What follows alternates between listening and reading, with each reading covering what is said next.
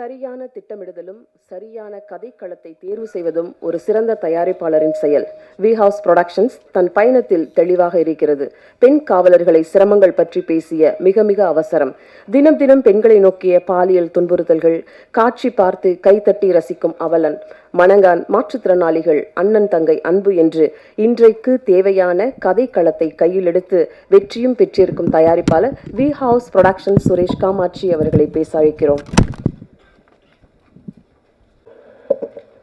இந்த நன்றி அறிவிப்பு கூட்டத்திற்கு வருகை வந்திருக்கும் பத்திரிகை மற்றும் ஊடக நண்பர்கள் அனைவருக்கும் எனக்கு காலை நேர வணக்கம்.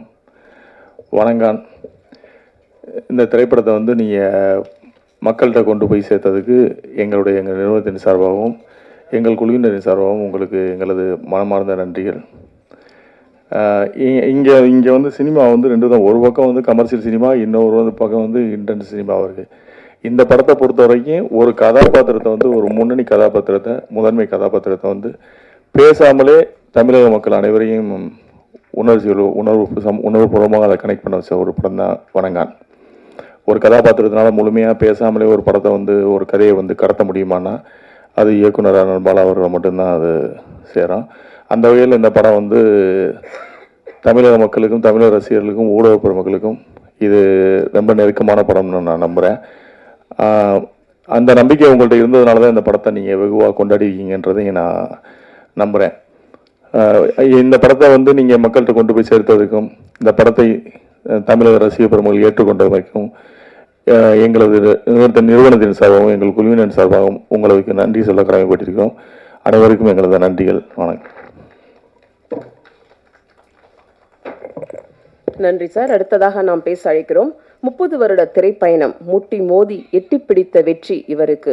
மத யானை தோற்றம் போல் கம்பீர நடையின் நேர்த்தியான உடையும், குடும்ப கூட்டில் தலைமுறைகள் கூடி வாழும் அன்பான பறவைகள் நிறைந்த குடும்பம், பேசும் நிலையிலும் பேசாத நடிப்பு, தவிப்பு, பரிதவிப்பு, இந்த படம் முழுக்க உங்களுக்கு ஒரு மைல்கல் என்று சொல்லலாம். தங்கையின் உலகத்தை நடிப்பில் தனியை காட்டிய ஆண் தேவதை அருண் விஜய் அவர்களை பேச அழைக்கிறோம்.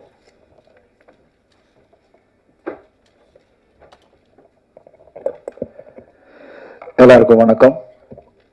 ரொம்ப ரொம்ப சந்தோஷமாக இருக்குது.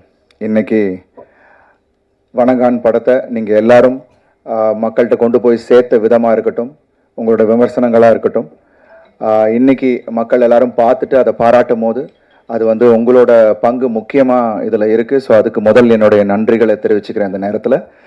அண்ட் சுரேஷ் சார் சொன்ன மாதிரி என்னோட திரையுலக பயணத்தில் வணங்கான் ஒரு மைல்கல் படமாக அமைஞ்சதுக்கு முதல் பாலாசருக்கு நன்றியை தெரிவிச்சுக்கிறேன் இந்த நேரத்தில். ஏன்னா ஒரு நடிகனாக படம் முழுக்க பேசாமல் மக்கள்கிட்ட போய் அவங்க மனசை கவர முடியும் அப்படின்னு என் மேலே எனக்கே நம்பிக்கையை உண்டாக்குன பாலாசருக்கு நன்றி. ஏன்னா இன்னைக்கு எல்லாரும் நடிப்பை பற்றி பாராட்டுறாங்க, படத்தை பற்றி பாராட்டுறாங்க அப்படின்னா அது எல்லாத்துக்கும் முழுமையான காரணம் பாலாசர். ஏன்னா எவ்வளோ உழைப்பு அதில் பாலாசர் எனக்குள்ள வாங்கியிருக்காருன்னு எனக்கு தெரியும். ஏன்னா நிறைய விஷயங்கள் நாங்கள் அந்த படத்தில் அந்த ப்ராசஸே எனக்கு ஒரு பெரிய ஒரு அனுபவமாக இருந்தது. ஏன்னா செய்கை மொழியை கற்றுக்கிட்ட விதமாக இருக்கட்டும், அண்ட் உடல் மொழியை மாற்றிக்கிட்ட விதமாக இருக்கட்டும், அந்த கதாபாத்திரத்துக்குள்ளே அவ்வளோ ஆழமாக என்னை கொண்டு போன விதமாக இருக்கட்டும், பாலாசர் ஓட கைடன்ஸ் இல்லாமல் என்னால் அது பண்ணியிருக்கவே முடியாது. ஸோ இந்த எல்லா பாராட்டுகளும் பாலாசருக்கு தான் போய் சேரும். அண்ட் இது எனக்கு நிச்சயமாக என்னோட வாழ்க்கையில் ஐ திங்க் இது மாதிரி திருப்பி ஒரு படம் பண்ண முடியுமா அப்படின்னு எனக்கு தெரியல. ஏன்னா த கிராஃப்ட்மேன் பாலாசர் னால மட்டுமே இதை கொடுக்க முடியும். ஸோ மீண்டும் நம்ம இணைஞ்சா வேற ஏதாவது புதுசாக ஏதாவது பண்ண முடியுமான்னு தெரியல. So thank you Bala sir, thank you so much.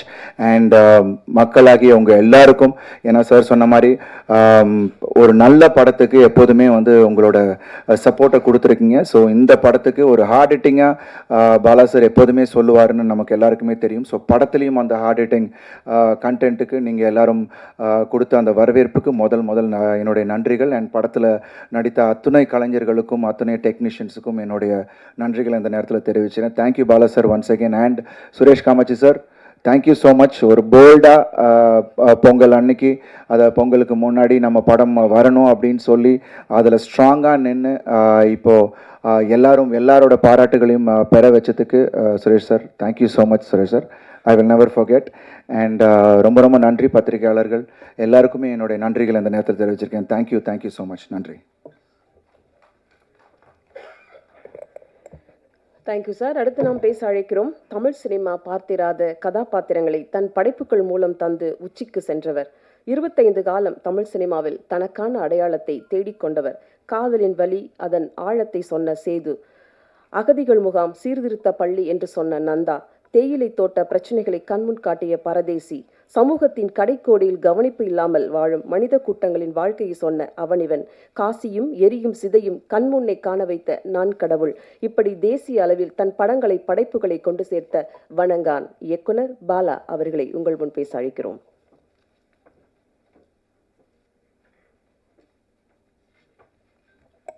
எல்லோருக்கும் காலை வணக்கம்.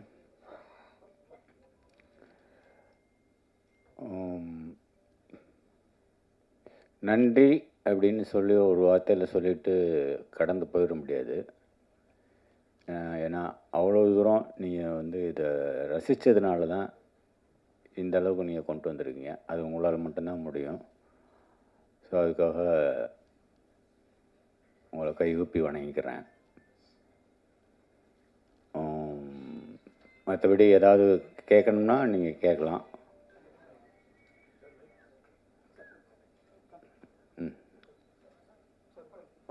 உட்காந்துக்கலாமா சார்? எனக்கு ஒரு கேள்வி சார். எப்படி சார் அப்படியே இருக்கீங்க? எனக்கு உங்களோட உணவு பழக்கம் அதெல்லாம் கொஞ்சம் சொல்லுங்க சார்.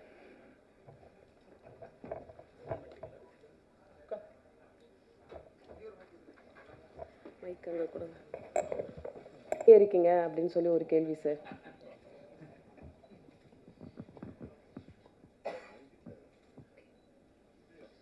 நீங்களும் அப்படியே தான் இருக்கீங்க. உங்களை மாதிரி நானும் உணவு பழக்கம் கண்ட்ரோலாக இருக்குது.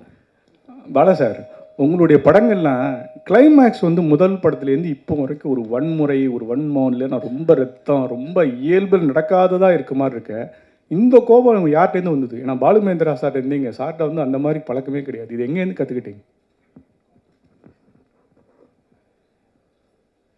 இது கற்றுக்கிட்டு வர்றதில்ல. அது தவறான பதிலாக கூட இருக்கலாம். அது ரத்தத்தில் இருக்குது.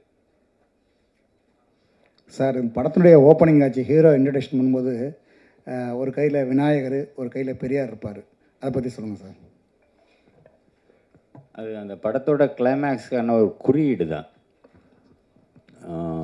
கிளைமேக்ஸில் தங்கை இறந்ததுக்கப்புறம் படைத்தவனும் இங்கே கைவிரித்தானேன்னு முடியும். ஸோ ஆரம்பத்தில் என்ன, அதுக்கும் இதுக்கும் லிங்க் பண்ணுறதுக்காக ஒரு சின்ன குறியீட்டுக்காக அது வச்சுருந்தது. பாலாண்ணா, பொதுவாக நம்ம தமிழ் சினிமாக்களில் கன்னியாகுமரி மாவட்டத்தில் போயிட்டு ஏதாவது ஒரு சாங்காவது எடுத்துகிட்டு வந்துடுவாங்க. ஆனால் ரொம்ப நாள் ஆச்சு இப்போது அந்த பக்கம் போய். ஆனால் நீங்கள் முழு படமும் கன்னியாகுமரி மாவட்டத்தில், அதுவும் கன்னியாகுமரியை சுற்றி அந்த களம் எப்படி தேர்ந்தெடுத்தீங்க? அதுக்கு ஏதாவது ஸ்பெசிஃபிக் ரீசன் ஏதாவது இருக்கா? இல்லை, இது வரைக்கும் கன்னியாகுமரின்னு சொல்லி முன்னாடி பழைய படம் ஒன்று வந்திருக்கு. அதுவும் மலையாள படம் நினைக்கிறேன். அதுக்கப்புறம் எதுவுமே எடுக்கப்படல. ஸோ மற்ற களங்கள்லாம் எடுத்துட்டாங்க. நிறைய திருநெல்வேலி, மதுரை, கோயம்புத்தூர் அது எல்லாமே எடுத்துட்டாங்க. சென்னைலாம் எல்லாமே முடிஞ்சிருச்சு. அது ஒன்று மாத்திரம் பாக்கி இருக்கே, அந்த கதைக்களத்தை எடுத்துக்கிறோமேன்ற ஒரு விருப்பம்தான். ஓகே. அண்ட் சுரேஷ் காமாஜி பிரதருக்கு ஒரு கேள்வி. பிரதர், இது ஒரு ஆத்தென்டிக்கான இது விஷயம் கிடையாது. பட் இருந்தாலும் ஒரு நடிகராக எல்லோரும் சிம்பு அப்ரோச் பண்ண பயப்படுவாங்க, ஒரு டைரக்டராக பாலானாவை அப்ரோச் பண்ண பயப்படுவாங்க. ஆனால் நீங்கள் இந்த ரெண்டு பேரையுமே கரெக்டாக ஹேண்டில் பண்ணி ஒரு பேக் டு பேக் ஹிட் கொடுத்துருக்கீங்க. எப்படி? நிறைய பேருக்கு கேட்ட கேள்வி நிறைய இடத்துல நான் பதில் சொல்லிட்டேன். இப்போ நீங்கள் உங்களுக்கும் சொல்கிறேன். அப்படிலாம் கிடையாது. நம்ம சரியாக இருந்தால் மற்றவங்க சரியாக இருக்கும். அதான் நான் முதலே சொல்லிட்டேன். அதான், அதாவது ரிலேஷன்ஷிப்ன்றது கண்ணாடி மாதிரி தான். நம்ம சரியாக இருந்தால் மற்றவங்க சரியாக இருப்பாங்க. இப்போ நீங்கள் நம்ம எங்கேயாவது இடத்துல தப்பு பண்ணுறோம்னும் போது அதை அவங்க அட்வான்டேஜ் எடுக்கிறதுக்கு வாய்ப்பு இருக்கும். ஸோ நம்ம சரியாக இருந்தால் எல்லாம் சரியாக இருக்கும். நம்ம அடுத்தவங்களை குறை சொல்கிறத விட நம்ம சரியாக இருக்கணும், அவ்வளோதான். இவங்களை ஹேண்டில் பண்ண முடியும், அவங்கள ஹேண்டில் பண்ண முடியும் அப்படிலாம் கிடையாது.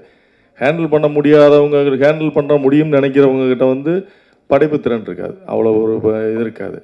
ஸோ அப்படியே நம்ம பார்க்க வேண்டியது இருக்குல்ல. இப்போ நீங்கள் எல்லோரையும் நம்ம ஹேண்டில் பண்ண முடியாத ஆட்களை நம்ம சூஸ் பண்ணுறோம்னு வச்சுங்களேன், அவங்களோட திறமை இருக்காது. ஸோ அப்படியும் பார்க்க வேண்டியது இருக்குல்ல. ஸோ அதனால் அதெல்லாம் ஒரு இது கிடையாது, நம்ம நடந்துக்கிறதுல தான் இருக்குது. அருண் விஜய் பிரதர், உங்களுக்கு ஒரு கேள்வி. இப்போ அவருக்கு நான் நன்றி சொல்லிக்கிறேன். என்னை பற்றி இவ்வளோ பாசிட்டிவாக சொன்ன ப்ரொடியூசர், அவருக்கு மிக்க மிக்க நன்றி.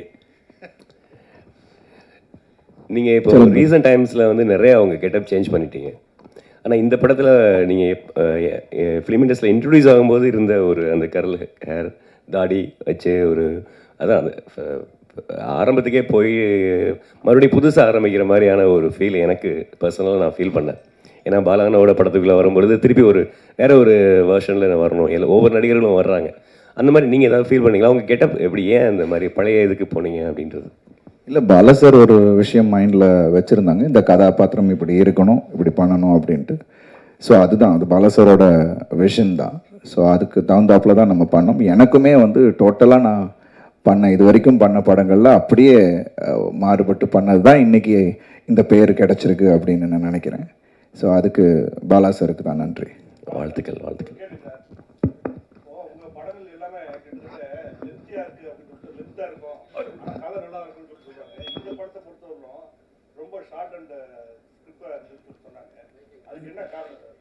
ரெண்டு மணி நேரம் 5 நிமிஷம் இருக்காது. எல்லாமே 2.25 தான் இருக்கும். இது வந்து கதை சொல்லப்பட்ட விதம், குறிப்பாக செகண்ட் ஹாஃப், அது கொஞ்சம் ஃபாஸ்ட்டாக போகும்னா அப்படி காட்சியில் அடுத்தடுத்து அப்படி அமைஞ்சதுனால அது உங்களுக்கு வந்து ரொம்ப சின்ன படம் மாதிரி தெரியுது. ஆமாம், அது ஃபாஸ்ட்டாக போகிறதுனால அது உங்களுக்கு தெரியல. சார் இங்கே சார் வாழ்த்துக்கள் முதல்ல படத்துக்கு.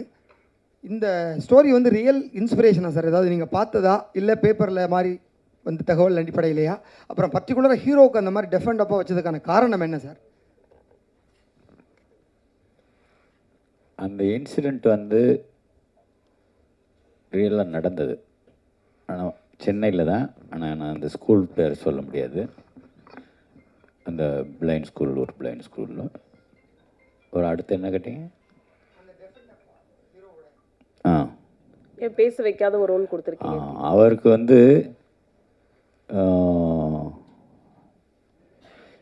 பேசியே தான் வசனத்தில் சொல்லியே தான் புரிய வைக்கணுன்ற ஒரு ஒரு ஒரு இந்த காலத்தில் பேசாமலையும் புரிய வைக்கலாம் அப்படின்னு எடுத்துக்கிட்ட ஒரு ஒரு ஒரு ஒரு முயற்சி. பல சார்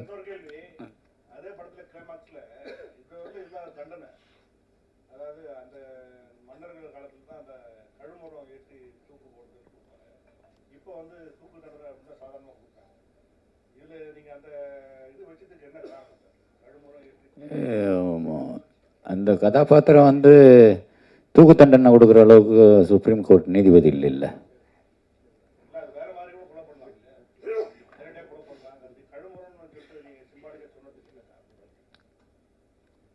அது அந்த காலத்தில் நடந்திருக்கு இல்லையா, அந்த இடத்துல அது நடந்துருச்சு, அப்படி தான் எடுத்துக்கணுமே தவிர அதுக்கு ஒரு காரணம் என்ன அப்படின்றது நம்ம தேட வேண்டியதில்லை. பாலா சார், உங்கள் படங்களில் பழைய படங்கள் பார்த்தாலும் இந்த படம் தான் பார்த்தாலும் ஒரு கிறிஸ்டியானிட்டியை வந்து கிண்டல் பண்ணுவீங்களா, விமர்சனிக்கிங்களா, இல்லை வேறு பண்ணுவீங்களா தெரியல. ஒன்று, அப்புறம் நடிகர் திலகம் சிவாஜி கணேசன் இந்த பட கேரக்டரும் சரி, அவனி வன்லியும் ஒரு நடிக்கிற மாதிரி வரும்.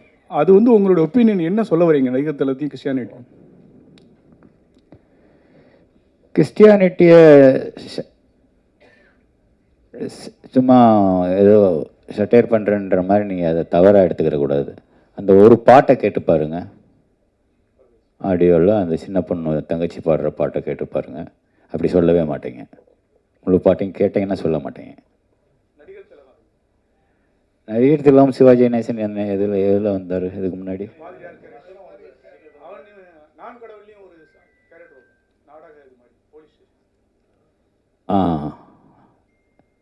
இல்லை, ஒருவேளை அவரை எனக்கு ரொம்ப பிடிக்கும்ன்றதுனால அவரை கொண்டு வரணும் என்னமோ தெரில. டைரக்டர் சார் வந்து கடுமையான தண்டனைகள் வேணும், இங்கே தான் கடுமையான தண்டனைகள் வேணும் அப்படின்னு நினைக்கிறீங்களா? ஏன்னா அரபு கண்ட்ரியில் அந்த மாதிரி தண்டனை இருக்குது, அது மாதிரி இந்த படத்தில் சொல்லியிருக்கீங்களே. இதை விட கடுமையான தண்டனை கொடுக்கணும் அப்படிங்கிறது தான் என்னோட ஆசை.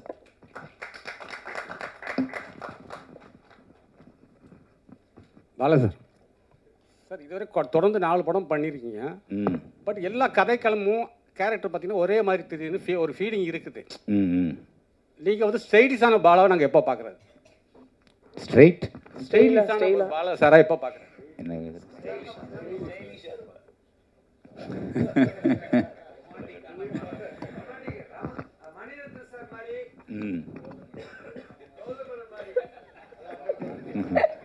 ஆமாம், அப்படி ஒரு படம் எடுக்கலாமே. ஒரு கதை இருந்தால் கொடுங்க, எடுப்போம். பாலாண்ணா, இல்லை இல்லை இல்லை, இதில் தான் முழுமையாக இருக்கேன். ரெடி ஆகிட்டு இருக்கு. பாலாண்ணா ஆக்சுவலாக அந்த பாலாண்ணா இங்கே படத்தில் ஃபுல்லாக இவர் அருண் விஜய் பேசும்பொழுது அவங்க சிஸ்டர் தான் அவங்க டிரான்ஸ்லேட்டர் மாதிரி எல்லா விஷயங்களும் பேசிகிட்டு இருப்பாங்க, எல்லாத்துக்கும் மற்றவங்களுக்கு புரிய வைக்கும் பொழுது. ஆனால் கிளைமேக்ஸில் வந்து அந்த சிஸ்டர் இறந்த அந்த நேரத்தில் இவருடைய எமோஷன்ஸே வந்து ஒரு சாங்காகவே நீங்கள் கன்வே பண்ணியிருப்பீங்க. அது ரொம்ப புதுசாக இருந்தது. ஆக்சுவலி அந்த மாற்றுத்திறனாளிகளுக்கு ஒரு மாண்டேஜி தான் சாங் பண்ணியிருப்பாங்க. பட் அவங்களுடைய உணர்வுகள் அவங்க பேசுகிறத சாங்காகவே நீங்கள் கன்வே பண்ணியிருப்பீங்க. அது ரொம்ப நல்லா இருந்தது. இன்னொரு விஷயம் வந்துட்டு, எப்படி நீங்கள் ஹீரோ கேரக்டருக்கு வந்து ஒரு அழுத்தமான ஒரு பயங்கரமான ஒரு கேரக்டராக போர்ட்ரேட் பண்ணுறீங்களோ, அதே மாதிரி ஒவ்வொரு படங்களையும் ஹீரோயின் கேரக்டரையும் ரொம்ப ரொம்ப சுவாரஸ்யமாக ரொம்பவும் மற்ற படங்களில் இல்லாத அளவுக்கு நீங்கள் அழகாக போர்ட்ரேட் பண்ணுறீங்க. இந்த படத்தில் ஹீரோயின் கேரக்டருக்கும் அவ்வளோ ரெஸ்பான்சிபிலிட்டி இருந்ததுன்னு படம் ஃபுல்லாகவே. ஏன்னா ஃபஸ்ட் ஹாஃபில் பூரா அவங்க தான் அதை இவருக்கு ஈக்குவலாக அவர் வந்து அதை படத்தை தூக்கிட்டு சுமந்துட்டு இருக்காங்க. அந்த மாதிரியான ஒரு விஷயங்கள்லாம் எப்படி உங்களுக்கு தோணுது? அதே மாதிரி உங்கள் வயலன்ஸ் வந்து ஹீரோயின் மேலேயும் காட்டுறீங்களே, ஹீரோ மூலமாக. நீங்கள் கேட்டீங்க வயலன்ஸ் வந்து என்னோடய ஹேபிட்னு, அதாவது என்னோடய குணம் அப்படின்றீங்க.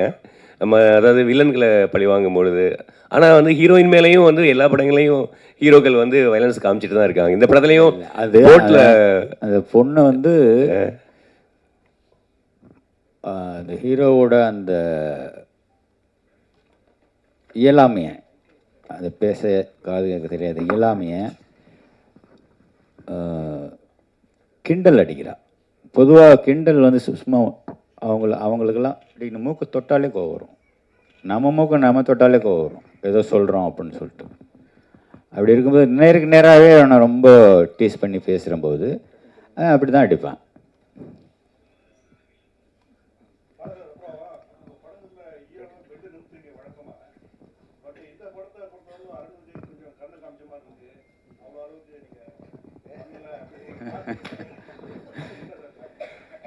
இல்லை இல்லை, அது தனிப்பட்ட கருணையெல்லாம் ஒன்றும் கிடையாது. மற்ற ஹீரோஸ்க்கு கொஞ்சம் விட கொஞ்சம் ஸ்ட்ராங் பர்சனாலிட்டி இல்லையா அருண். ஸோ அதனால் என்னால் ஈஸியாக வேலை வாங்க முடிஞ்சது. அதனால் அது உங்களுக்கு கம்மியாக இருக்கிற மாதிரி தெரியுது. இன்னும் நிஜமாக எடுத்தோம்னா அது இன்னும் ஓவர் வயலன்ஸ் ஆகிடும். ஏன்னா இன்னும் பேலன்ஸ் இருக்குல்ல, இன்ட்ரோல் பிளாக் இருக்குது, கிளைமேக்ஸ் இருக்குது. அதுக்கு முன்னாடியே மற்ற அடியெல்லாம் போட்டோம்னா அது கிடைக்காது நமக்கு. பாலா சார், தமிழ் சினிமாவில் 1000 கோடிங்கிறது வந்து ஒரு பெரிய விஷயமா இருக்குது. ஹிந்தி வந்துட்டு, தெலுங்கு வந்துட்டு, மற்ற லாங்குவேஜ் வந்துட்டு, ஒரு முக்கியமான இயக்குனராக ஏன் தமிழ் சினிமா அந்த 1000 கோடி வந்து வரமாட்டுக்கு என்ன காரணம்னு நினைக்கிறீங்க? இந்த வியாபார நுணுக்கத்துல எல்லாம் எனக்கு அவ்வளோ ஞானம் இல்லை. அப்புறம் ஒரு சொல்லணும், நானாசன் கேட்காமே சொல்லணும். லாஜிக் மிஸ்டேக்குன்னு சொல்லிட்டு யாரோ ஒருத்தர் வந்து விமர்சனம் பண்ணியிருந்தார். அதில் என்னென்னா, எப்படி ஜெயிலில் ரொம்ப சர்வசாதாரணமாக 2 பொண்ணுங்களும் ஒரு ஃபாதரும் போய் பார்க்குறாங்க, அது வாய்ப்பே இல்லையே அப்படின்னு சொல்லிட்டு. அது ஜெயில் இல்லை, அது முன்னாடி உள்ள கோர்ட் சீனில் பேசுகிறம்போது no judicial custody, no police custody, through him to the convict ward அப்படிமா. அது கன்விக்ட் வார்டு, நோயாளிகள் பிரிவு. அது அந்த ஊருக்குள்ளே இருக்கிற இந்த ஜிஹெச்லேயே இருக்கிற ஒரு பகுதியில் ஒதுக்கி வச்சுருப்பான். அது நோயாளிகள் பிரிவு, அது ஜெயில் இல்லை. நிறைய பேர் அது அந்த அந்த ஜட்ஜு சொன்ன வார்த்தையை கேட்ச் பண்ணாதனால இங்கே இது லாஜிக் மிஸ்டேக்னு சொல்லிட்டாங்க. அதை நான் கொஞ்சம் கிளியர் பண்ணிக்கிறேன். பாலா சார் சார்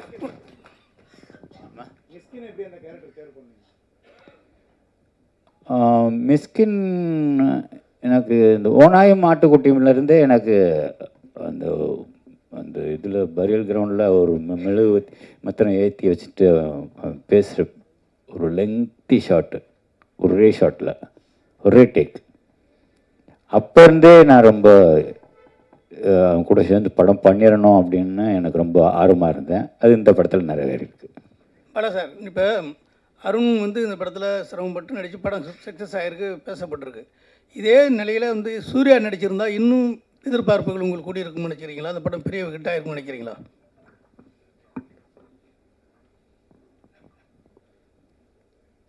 இப்போ இந்த படம் ஹிட் ஆகிருக்குல்ல, இன்னார் நடிச்சிருந்தா அமிதாப் பச்சன் நடிச்சிருந்தா, ஷாருக் கான் நடிச்சிருந்தா, அப்படி அது எதுக்கு பேக்கில் போகணும்? ஒன்ஸ் முடிஞ்சு போச்சு, ரிலீஸ் ஆகிடுச்சு, ஹிட் பண்ணி கொடுத்துட்டீங்க, அப்புறம் திரும்ப நம்ம ஏன் பேக்கில் போய் திரும்பி பார்க்கணும்? சரி, அப்படின்னு ஒரு சார், இப்போ இந்த பாலடைஞ்ச கிணத்துலேருந்து நிறைய புல்லுகள் மேலே வரும், அதில் ஒரு பலகை வரும். அந்த பலகத்தில் நான் இருக்கும் இடத்து செல்வம் கொளிக்கும் அப்படின்னு ஒரு காமெண்ட் பண்ணுற மாதிரி பண்ணியிருப்பீங்க. அதேமாரி பெரியார் சிலையை சோத்து கையில் தூக்கிட்டு வருவார், பிள்ளையார் சிலையை பிச்சை கையில் தூக்கிட்டு வருவார். அப்போ இதில் ஏதாவது உங்களுக்கு எப்போதுமே கொஞ்சம் நாத்திகரத்தில் உடன்பாடு உள்ளவங்க, இந்த மனநிலையை எப்படி பண்ணியிருந்தீங்க? என்ன காரணம்?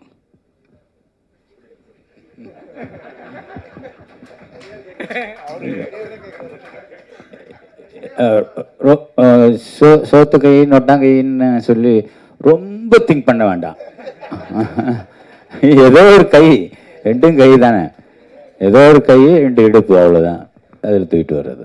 சார், அடுத்த படம் இந்த படம் ஹீரோ யார்? அது மாதிரி இந்த குற்ற பரம்பரை நீங்கள் முந்தையே எடுக்கணும்னு பேசிட்டு இருந்தீங்க, அது இல்லை, அது குற்ற பரம்பரைன்றது நான் முன்னாடியே சொல்லிட்டேன். அந்த அந்த மீட்டுக்கு நீங்களும் வந்திருந்தீங்க.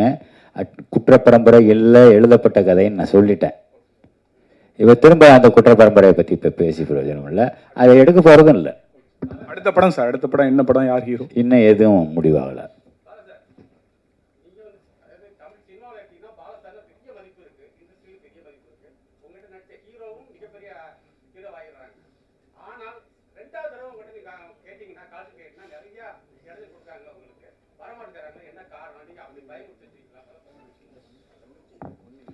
என்னை பார்த்தா அவ்வளோ பயமாக இருக்கு?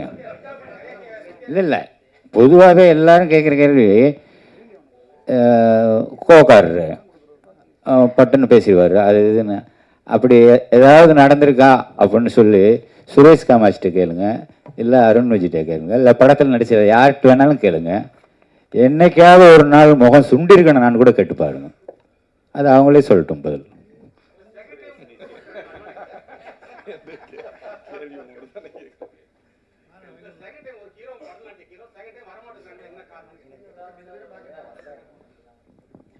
வந்தாங்களே, வராமல் ஏன் இருக்கிறாங்க? நமக்கு வந்து வெரைட்டி, வேறு வேறு ஆர்டிஸ்ட் கூட ஒர்க் பண்ணால் வேறு வேறு எக்ஸ்பீரியன்ஸ் கிடைக்கும்ல.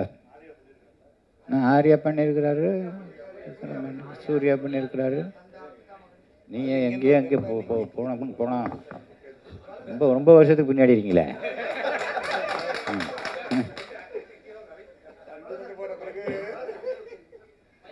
அருண் விஜய் சார், நான் ஒரு கேள்வி கேட்குறேன்.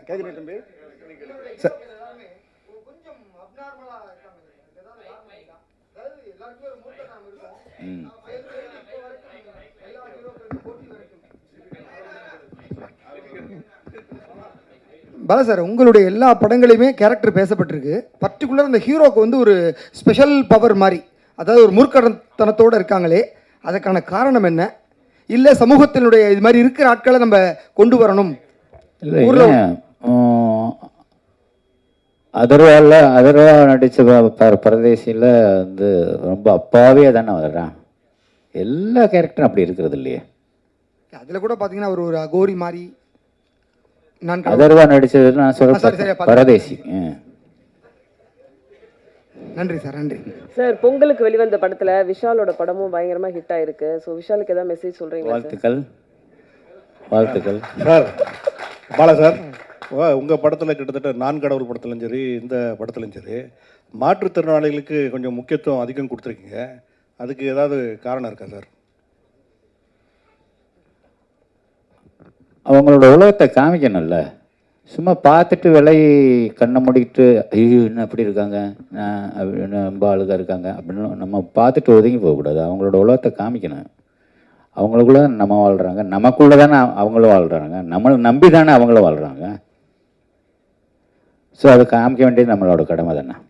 சார், விஷாலுக்கு உடம்பு சரியில்லை அப்படின்னு சொல்லி யூடியூப்லலாம் ரொம்ப இது வரும்போது நிறைய பேர் வந்து உங்களை குற்றம் சாட்டினாங்க. நீங்கள் இந்த அவனிவனில் அந்த கண் இது பண்ணனால தான் இவ்வளோ பிரச்சனைக்கு காரணம், பாலா சார் தொடங்கி வச்சது தான் அவர் இந்த அளவுக்கு உடல்நிலைக்கு எடுத்துருக்குன்னு. அதுக்கு என்ன பதில் சொல்லுவாங்க?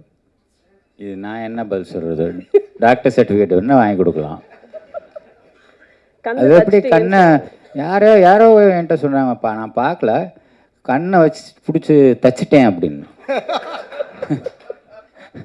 அது எப்படியா கண்ணை பிடிச்சி தைக்க முடியும்? இதெல்லாம் வந்து அவங்களுக்கு தோன்றதா பேசுகிறாங்க, அதெல்லாம் நம்ம கண்டுக்கிற வேண்டியதில்லை.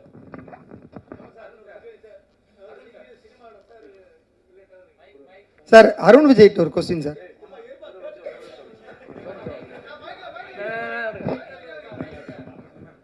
சார், இப்போ நீங்கள் சினிமாவில் ரொம்ப நாளாக இருக்கீங்க, முற்போக்கான சிந்தனையும் உள்ளவர்.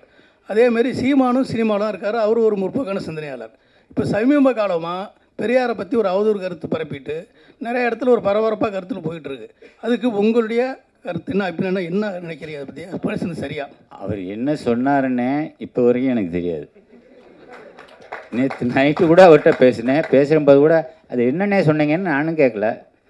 அவரும் அதை பற்றி எதுவுமே என்கிட்ட அப்படி அந்த அரசியல் பேச மாட்டார். என்கிட்ட பேசும்போது தம்பிங்கிற உறவு மட்டும்தானே தவிர அரசியல் எனக்கும் அவருக்கும் எந்த விதமான தொடர்பு இல்லை. சார், நீங்கள் எல்லாருமே பாலுமகேந்திரா சாரோட சிஷ்யர்கள், எல்லாருமே நல்ல நிலைமையில் இருக்கீங்க. நீங்கள், சீமான் சார், ராம் சார், வெற்றிமாறன், சுகா குரூப்பு, உங்கள் குருநாதர் பேரில் சென்னையில் ஒரு நினைவு சின்னம், ஒரு சிலை, ஒரு தெரு, ஒரு விருது எதுவுமே கிடையாது. சிஷ்யர்கள் நல்ல நிலைமையில் இருக்கும்போது ஏன் குருநாதர் மறந்தீங்க?